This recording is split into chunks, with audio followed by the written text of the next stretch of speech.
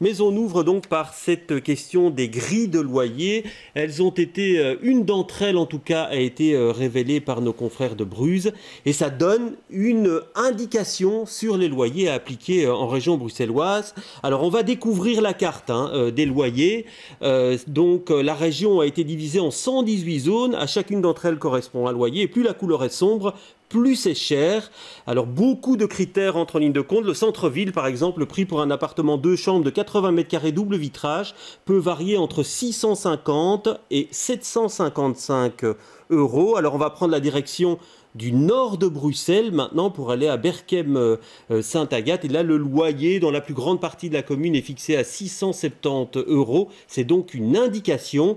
Et puis, une autre partie de Bruxelles, on part vers Rucle. La grande partie de la commune est au loyer maximum 800 euros. Alors il ne s'agit donc que d'une indication. Plusieurs critères rentrent en ligne de compte en fonction de la superficie de l'appartement, la situation, l'état du logement et le nombre de chambres disponibles. Il faut savoir que ces loyers peuvent être majorés s'il y a une présence d'une deuxième salle de bain, la présence d'un garage ou si le logement présente de hautes performances énergétiques. Et le loyer peut aussi être revu à la baisse si par exemple il n'y a pas de chauffage central. Alors en principe, cette grille indicative des loyers doit entrer en application en janvier prochain et un site internet permettra d'entrer différents critères puisqu'il y a évidemment toute une série de critères qui entrent en ligne de compte. Éric Maté, bonsoir. Bonsoir. Vous êtes président régional du syndicat des propriétaires ici en région bruxelloise. Alors cette fourchette de loyer, des prix entre 650 et 755 euros, voire 800 euros pour un 2 chambres 80 mètres carrés double vitrage, ça vous semble conforme au prix pratiqué, ça ?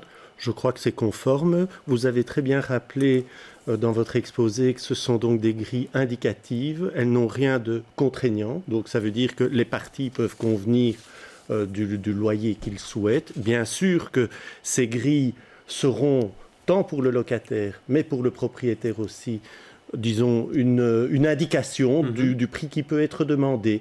Et je vous rappelle que selon la récente étude sortie de l'Observatoire des loyers de 2016, le loyer moyen en région bruxelloise est de 710 euros.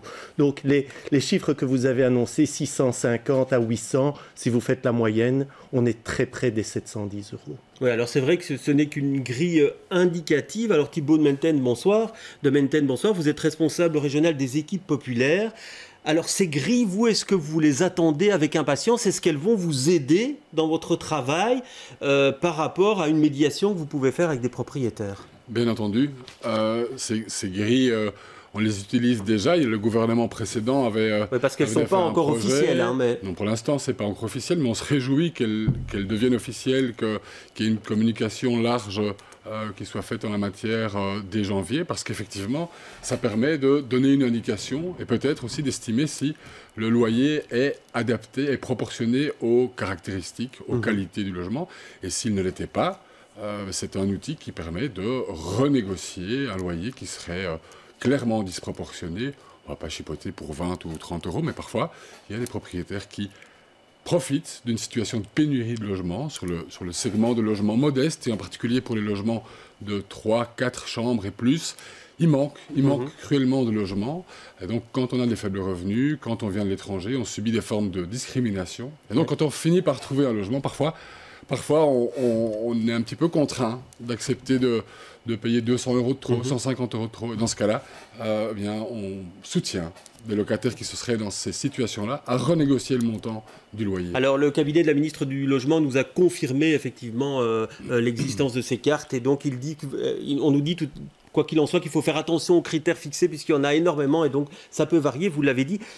Les associations considèrent ça comme une arme pour lutter contre les loyers abusifs. Vous en pensez quoi, vous, monsieur Maté ? Mais je pense que ça va être dans les deux sens.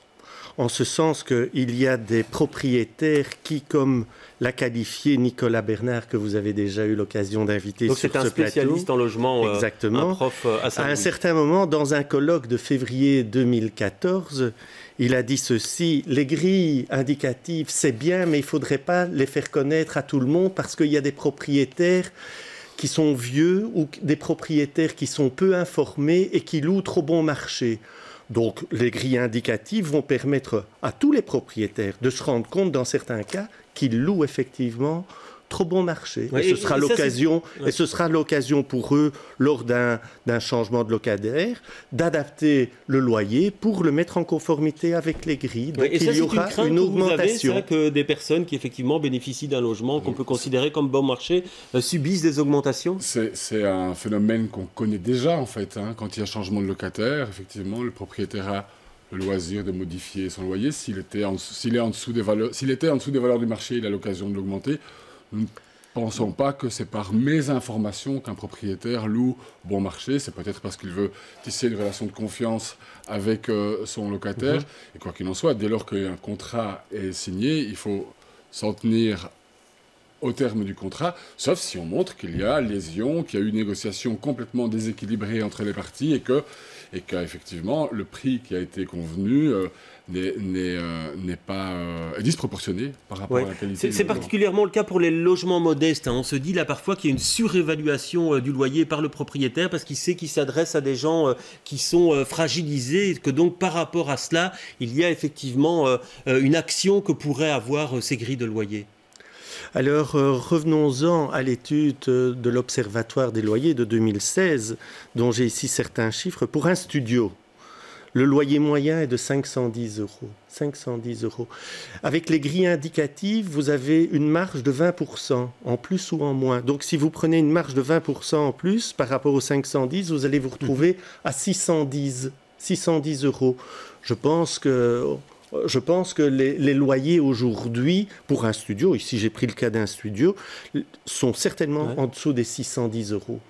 Alors, ça nous est arrivé de renégocier des loyers de 650 pour un studio à 650 euros, mais le logement était dépourvu de tout confort moderne. Il n'y avait pas de chauffage central, il y avait une cabine de douche qui était placée dans la cuisine. La taille était vraiment très modeste, de mémoire 18 mètres carrés. Le propriétaire demandait 650 euros. Mais pour bien comprendre... On a renégocié à 400 euros, ce qui nous paraissait une somme plus proportionnée à la... Pour bien comprendre, Thibault de Menten, vous dites on utilise déjà ces grilles. Alors comment faites-vous pour faire pression sur certains propriétaires dont vous considérez qu'ils pratiquent des loyers abusifs? C'est une négociation. Donc il faut regarder l'ensemble de la relation locative. Bien sûr, parfois, il y a d'autres aspects que le prix qui est litigieux. Il y a parfois des garanties locatives qui sont passées de la main à la main plutôt que sur un compte bloqué. Il y a parfois des augmentations de loyers intempestives qui sont supérieures à l'index. Mais vous allez avec cette grille et vous dites c'est 150 euros trop cher et donc baisser le loyer, c'est comme ça que ça se passe? Monsieur ou madame la propriétaire, vous ne respectez pas votre obligation de proposer un loyer qui soit proportionné aux qualités du logement. Et donc, si soit on trouve une solution amiable et on fait un avenant au contrat de bail, soit on va devant le juge de paix. Oui, et vous ne craignez pas ça qu'à un moment, certains disent écoutez, voilà, moi j'ai regardé la grille pour cette adresse à cet endroit, je devrais payer autant, et donc je ne vais plus vous payer que ce qui est prévu dans la grille indicative. Je crois que la personne qui ferait ça, ou le locataire qui ferait ça, va avoir de très sérieux problèmes parce qu'il a un contrat, il doit respecter les termes du contrat. Donc, il ne peut pas unilatéralement dire moi, je ne paye plus que tel montant par rapport au montant qui est inscrit dans sa convention de location avec le propriétaire. Ça ne marchera pas. Oui, vous engagez, vous, parfois les personnes à ne pas payer au-dessus de ce qui est prévu dans la grille? On soutient parce qu'effectivement, contrairement à ce que dit monsieur, le droit d'exception d'une exécution, le droit de grève, le droit de faire la grève de son loyer existe. Il faut qu'il soit proportionné, il faut prendre une série de précautions, donc on ne fait pas ça tout seul.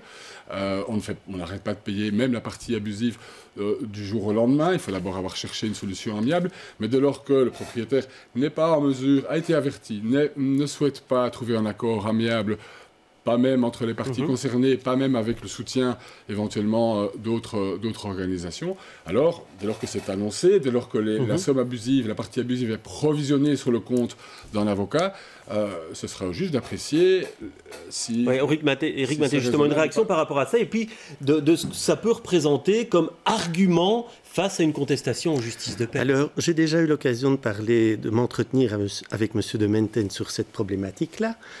Les seuls cas qu'il peut me citer, c'est les 2-3 cas dont il vient de parler maintenant. Il ne faut pas croire que c'est généralisé, ces cas-là.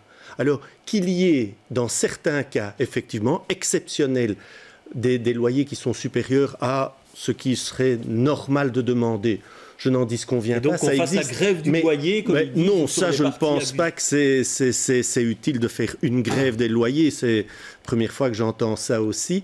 Mais je rappelle que la grille indicative, elle va dans les deux sens. Il y a des propriétaires qui vont aussi se rendre compte qu'ils louent peut-être 100 ou 200 mais ça, euros plus bas que la grille. Quoi, il va aller contacter M. Menten en disant, eh bien, faisons une négociation pour augmenter le loyer. Mais par rapport à ça, je pense que la force de cette grille ou l'importance de cette grille quand on dépose un recours devant la justice de paix, quelle est-elle?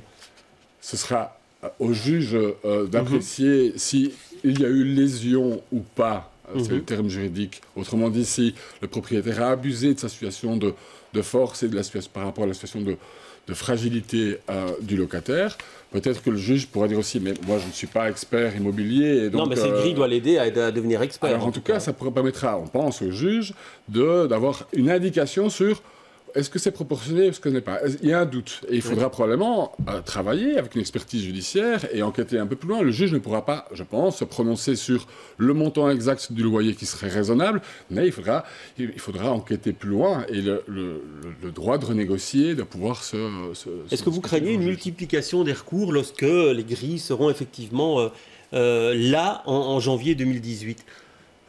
Peut-être, mais les recours pourront aller dans les deux sens.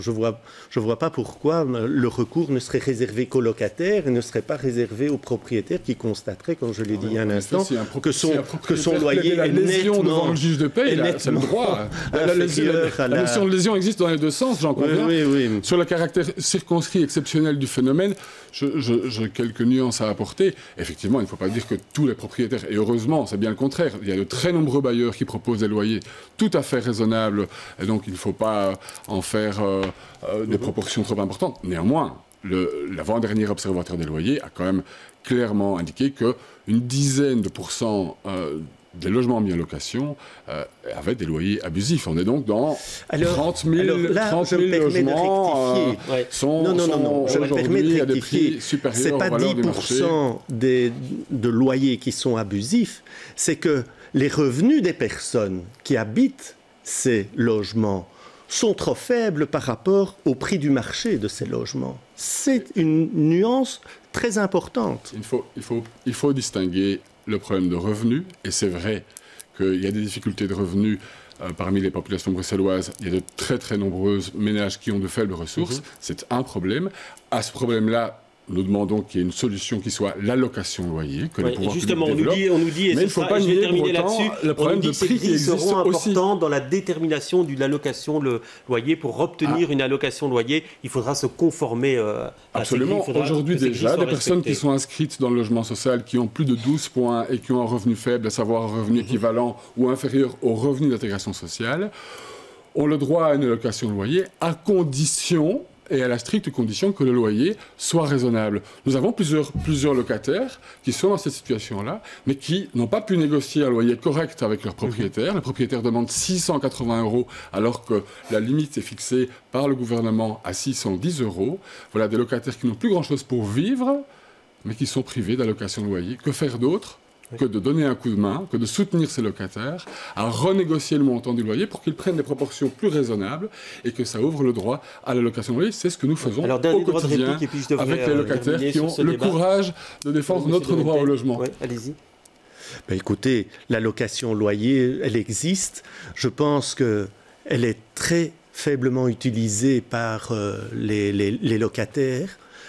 Soit parce que cette mesure est méconnue, mais de plus en plus qu'on en parle, je suppose, parce que lorsque je vois les statistiques, notamment au niveau budgétaire de la région bruxelloise, sur l'allocation loyer, il y a un budget qui n'est pas utilisé. Les conditions sont telles qu'effectivement, parfois, c'est pas possible. Donc ça veut dire qu'il y a peu de gens qui ont des revenus inférieurs à ce qu'il faut pour obtenir cette allocation loyer. On ne va pas pouvoir faire un débat sur l'allocation loyer. On vous réinvitera pour en discuter, pourquoi pas. Mais merci en tout cas d'être venu nous donner votre opinion sur ces grilles indicatives de loyer.